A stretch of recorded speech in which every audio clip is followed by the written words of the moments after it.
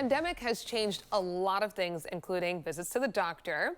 How has this impacted medicine? Joining us live to talk more about it, Dr. Josh Emdur, the Chief Medical Officer at SteadyMD. Good morning. How are you? Oh, good morning, Jobina. Thanks for having me on. Thank you for being here. So let's first talk about the patients. How do they benefit from telemedicine? I know this is something I tried for the first time during the height of the pandemic and then really kept it up. Yeah, Jobina, I think for patients, the benefits are pretty clear. I mean, number one is access. Really almost everyone has a smartphone now, and you can use that smartphone now to connect with your doctor. So you can send text messages, you can do a phone call, you can do a video call.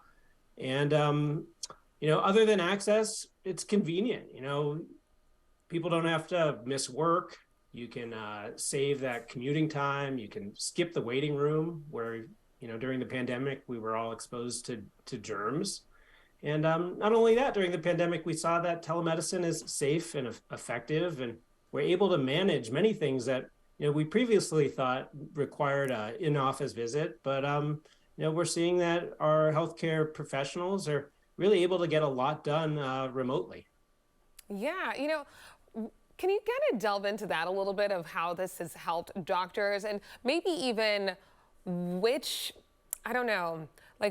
needs were really met well in the form of telemedicine versus, say, something that does need to be handled in the office?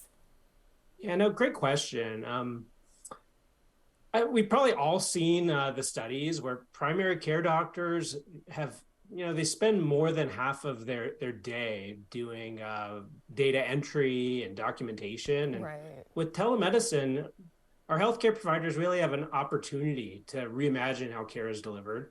And with that, our doctors, nurse practitioners, and therapists can spend more time with their patients and less time just staring at a computer screen and doing after visit work.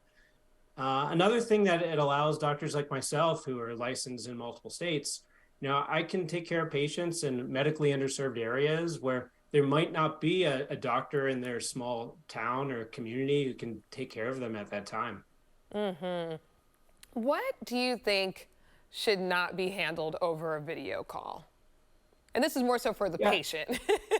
yeah, no, and this is something that we're all learning about. With the internet, everyone has access to so much medical knowledge now. So lots of patients come to me thinking they know what's going on.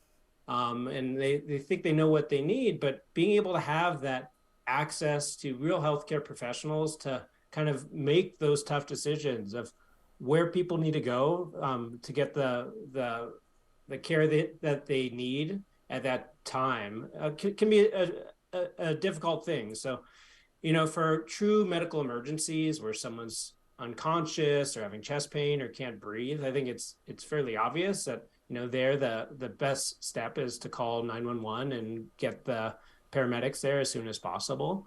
But there's a huge gray area, and in that gray area is where telemedicine really excels as a front door to get patients to the care that they need at the right setting and also at the right cost. Oh, for sure. Cost is definitely important. As we close here, do you see telemedicine maybe in the next 5 years being most of our office visits, maybe half? Yeah, I mean, telemedicine is here to stay. We know that the patients love it and also the clinicians love it. We did a survey at SteadyMD where we surveyed 1,700 healthcare professionals, and more than half of those people are looking to pursue telemedicine full time. So I really see a bright future ahead for telemedicine care and digital health. Wow. Okay. Well, we'll be looking forward to it. Thank you so much for all the advice this morning. You're welcome, Jabina. You guys have a great day. Thank you. You too. We'll be right back, everybody.